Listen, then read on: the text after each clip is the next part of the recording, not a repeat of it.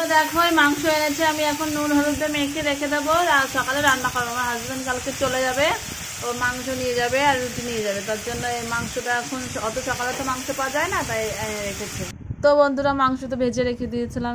দেখো আমি ভোর 3:45 অ্যালার্ম দিয়ে রেখেছিলাম, উঠে রান্না বান্না গুছ কাজ করে তার ফাঁকে একটু চা বানিয়ে চা খেয়ে নিলাম। এই যে মাংস আলু ভাজা, মাংস কষা করে মানে মশলাটা কষিয়ে মাংসটা দিয়ে রান্না করতে। হাজবেন্ড 6টার সময় ট্রেন, 6টার সময় বাড়ি থেকে বেরোবে, ট্রেন যাবে, তো ওগুলো টিফিন দেবো করে আটা মাংসটা বসিয়ে আটাটুক ছেনে নিচ্ছি, রুটি আর মাংস করে দেবো। আটা ছেনে নিলাম, এখন মাংসটা রান্না করে ফাইনালি এই সাইডে মাংসটা প্রায় শেষের পথে, এখনও হয়ে গেছে। এখন একটু গরম মশলা দিয়ে নামিয়ে নিলে মাংসটা ফাইনালি রেডি। এখন মাংসে গরম মশলা দিয়ে দিলাম।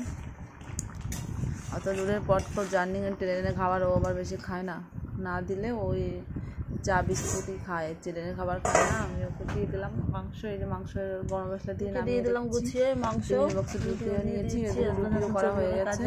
হাজব্যান্ড চলে যাবে আর 4-5